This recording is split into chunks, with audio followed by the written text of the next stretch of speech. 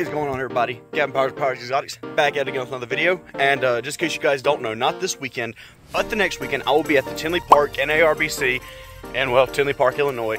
It's the North American Association of Reptile Breeders, the big expo, big cool expo. Like your little neighborhood Repticon you go to, it's that times a million. It's the expo to go to. Should have combed my beard before I did this video. It's a hell of a mess, but this video was barely planned at all. So yeah. Okay, anyway, but so like I said, it's not this weekend, but it's the next weekend. And a couple days before that, that little hurricane is supposed to wrap back around and hit us again. I'm not going to be able to be here to be able to fix anything. So we're going to be hurricane proofing our ponds, or at least I'm going to show you how I did it. Some of them have already done the hurricane pond caution for. So we're going to turn this camera around. Okay, so this is our goldfish pond and all that. We've got the thing turned off right now. The pump turned on, the pump turned off on that too. So anyways, what I did for these two ponds are already... Oop, are you alive, little grasshopper? Oh, he's alive. We're gonna rescue a little grasshopper. Oh, there he goes, he's out. Okay, so this is a White Cloud Mountain Minnow pond. There they are, hanging out right there. There's platies in here too. Where are you? Oh, you're a pretty white cloud. Okay, that's a little piece of dried algae from the sides where the water filled up. But anyways, so the pond drained out, and this pond actually I lost maybe more than 2 fish, because looking back, I had some platies in here. Oh, sorry about that. I had some platies in here that I don't know, I don't see anymore. I only see like 2 in here, and they're hiding in this little dense algae cover right now. But yeah, so I drilled holes right here so that way the water, you see it in the last video, the water drains out so that way it doesn't overflow and the fish can't get out. There's a little piece of plastic left from that whole ordeal. But yeah, these fish are doing good. I'm gonna feed them here in a minute. Don't worry, you're getting a fish feeding video. Okay, and for this pond, I have that little drain open, but since the drain lid likes to cover back up, I put a bag in it, and that way the water will leak out. So that way this pond won't overfill, because I do have a dojo loach in here, and dojo loaches will kind of swim up along the sides and get out, but since he's shorter, he's about that long, he can't fully make it up out and over. So he's good to go. So yeah, the dojo loach. And this pond, we're going to recheck on it, actually broke during the storm. And that helped a little bit, because now it can't go over this little point right here because it ripped. And I actually had to put this cup right here just in case this decides to fall. It can land on that cup and this whole back end doesn't fall down. You can see there's our rosy minnows. Whole pond of rosy minnows. They need to turn their filter back on pretty bad. I'll get their filter turned on here in a minute. But I'm going to feed them first. There's a water spider. I don't like that thing. That thing's creepy. Gotta go get them all fed real quick. Now, I could normally get them to come up and eat while I'm kind of watching, but they haven't come up to me and actually eaten yet. So we're going to see if I can get them to come up to me and eat. I need to turn their filter on pretty bad, or their little pump. I haven't even built their filter yet. Okay, they're coming up and eating with me in here. They trust me, I'm just giving them goldfish flakes. I mean, best all my outdoor pond. Look at them, it's just like a piranhas. They're going crazy. This is probably my most active eating fish. Now that I've, look at them, they're crazy. They're going crazy. It's pretty fun to do. Let me pick up some of these big leaves. And they're not scattering too much. That means they kind of trust me, I guess. But yeah, so basically what these are, they're a domesticated fathead minnow. Arguably, some say there's some other minnow species were added into there, so they're kind of like a weird, like, fertile hybrid, but I don't know about all that. Be interesting to find out, but I haven't really read too much into it. I just know that they were cheap and easy to care for, and I kind of wanted them for the pond, so I got some. There's the white clouds coming up to eat. Oh, we're missing a white cloud. Nope, there he is. Nope. There's that weird sluggish one that I thought would die, and he's just been alive for months. He's just really sluggish, but we're missing another gold white cloud. I don't know where he's at. Maybe he's hiding somewhere. Maybe a bird got him. Not too sure. I need to go buy some more white clouds and do a restock on that pond, because there's not a lot of white clouds left in there. And I'm bringing it inside for the winter, so hopefully they'll be safe. Feed the goldfish and the koi, or the koi. I don't have koi anymore because the storm killed the koi. Thanks very much, Hurricane. Whatever your name was, I don't know the hurricane's name. The skunk's back in his enclosure. He's doing pretty good. I gotta go in there and clean up some of those cardboard boxes because they kind of deteriorated from the storm. So I need to go in there and clean up his little enclosure soon. He's getting an upgrade whenever I get my reptile building moved down there. He's getting an upgrade. Yep, there's all the goldfish. It's nice big. I think it's a 400 something gallon pond, I'm pretty sure. All the gold. Look at my little fantail. I love my fantail so much. Little fantail. But yeah, I need to turn this filter back on because you can see the water's kind of got murky. I really do need to turn it back. I also need to elevate it a little bit more. Since it's getting colder, the water's not evaporating as much because of the cold. So, yeah. Oh, that goldfish turned out pretty. That's one of the ones we bred. And it's kind of a 50-50 like zebra, it's tiger striped. That's going to be a pretty goldfish when it's bigger if it keeps that pattern. Because a lot of these goldfish were solid orange. You can see they got white faces and stuff on them. I bought those as those are like fair goldfish and all that.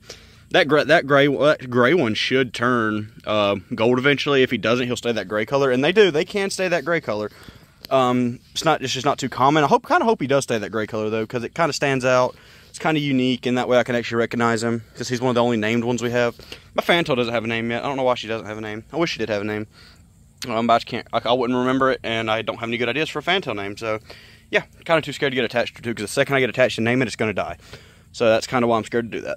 But yeah, well, there's the white clouds. There's all three of the golds. There's two right there. I just saw all three of them. I don't know when I went back in the ditches, or not the ditches, the foliage. There's two of the goldens. I just saw three of them. So I mean, you saw them too. I mean, there's one right there, hanging out right there. You can kind of see them right there. And then there's the other two right there. So yeah, this pond I've never had a real filter. I've never put a filter on this pond. Oh, there's all the rosy minnows. I just kind of did, I guess, the wasp lid or waste lid method, or whatever you want to call it, where it's just kind of plants keep it cool, keep it clean. Oh, they're all just not hiding from me anymore. Give them a little bit more food, because they're all kind of small and skinny. I want them to get big. Yeah, they'll sit there and just pick it apart. I've only lost like 4 or 5 of these guys since I bought a whole big batch, and they're usually prone to dying really easy. That one has a weird black spot on his head. I'm kind of concerned about that one. I don't know if that's, a couple of them do, so that might be fine. But yeah, that's pretty cool. I'm gonna go turn I need to turn that filter, I need to turn that little pump back on. But yeah, doing pretty good, doing real good. That's all I've really got to show the fish for now. Okay, and here we had the 2 little guinea pigs hanging out in here. Their little boxes got tore up in the storm, so I feel bad for them. Their other box, I had to get them some more boxes. I just got to go to Sam's Club and get some boxes. But yeah, they're doing pretty good. Guinea pigs. Okay, that one managed to get her stick off her head and get her head stuck, so yeah. So this barn is permanently kind of disfigured now because of the storm. I tried taking a ratchet strap and tightening it and then pushing it together so that way it would form back, but it just wouldn't. Got to get her unstuck now and find a different way to get her thing stuck to her head, but yeah, I can get that stick back on her head so she doesn't get caught and being stupid. So yeah, barn is kind of permanently destroyed, so that's not gonna be fun. Okay, so she's out back with the stick on her head. Like I said, we need to get that to go in, but it's kind of warped, so that's probably not gonna happen. Got this little fly trap set up, and it's working pretty good at getting rid of some flies, because the flies bother the goats a good bit. But that smells like pure death, and I want to get away from it because it smells bad, because it's got a lure in it to get the flies to go in it, and it doesn't smell too good. But yeah, we need to get them a new hay bale. This is I think this is coastal hay. That's what I think this is. Need to get them a new hay bale anyways. So yeah. Hey, stupid. She's really dumb. The rest of the herd is out in the woods, and she just kind of doesn't want to go with them. But yeah, so gonna cut to some videos that I took the other day of the goat herd after the storm to show that they're recovering. She's getting some water of them recovering, and guess we'll end it after that. So we're gonna cut to like a day or two ago. All right, y'all, so we're down here. That's 2 days after the storm, 2 or 3 days after the storm. We're gonna cut a little segment in just so I'm gonna just fill it for a video. I'm herding some herding 3 goats and 2 sheep right now, just kind of letting them out to graze a little bit because of the storm. The grass got real high because well, it was pretty wet. It was pretty wet, as you can guess. And yeah, the ground's pretty wet. Grass grew up like crazy, and it's about to storm again, but it's not gonna be bad. And since it's a storm up, I don't feel like letting the cows out, because the cows are a little bit of a hassle to get back up, and I don't want too many goats out because a little bit of a hassle to get up. So just 2 sheep, 3 goats, perfect number to cut the grass down a little bit for a couple hours on here. I'm sitting on my phone. So yeah, that's what we're doing right now. Just a little update on some of the animals during the storm. So they're fine. They're doing good. Now we got the whole goat herd minus one who's hanging out way back there by herself. She doesn't like to hang out with the herd at all. She's never, usually sets a sign they're sick, but she's done that let me turn this fan off. She's done that ever since I got her, so I'm not worried. But yeah, that's the whole herd right there. Minus one. I don't know what she thinks. What do you want, unicorn? What do you want, unicorn? Hey? Okay, she realizes I don't have food.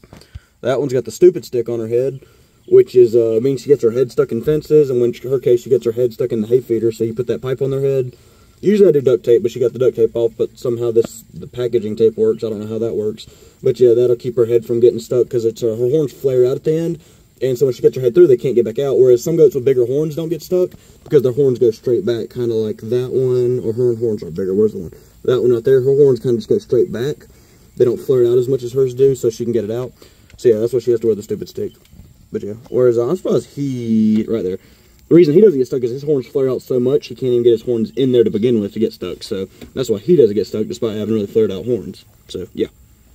All right, and it's the day after now, and we got the whole herd out here eating. They hadn't had fresh grass in a little while because they've been locked up. The rest of the herd's over there hanging out. They're coming up there, going onto the front porch. But yeah, the rest of the herd been just hanging out back there. But yeah, we got everybody else. The sheep, the cows are still locked up because they don't really come out till it's about dark.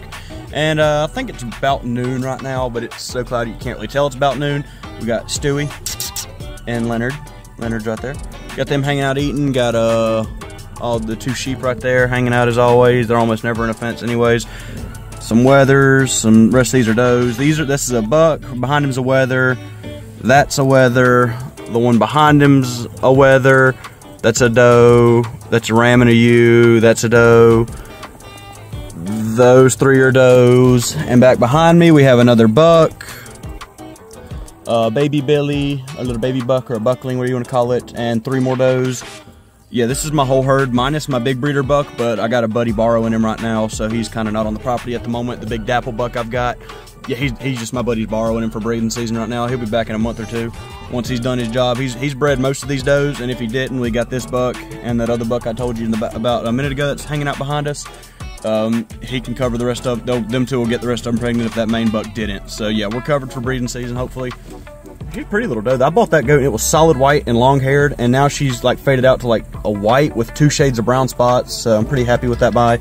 Got her in like middle of December and she was 20 bucks. So that's a steal for that goat. That is a steal.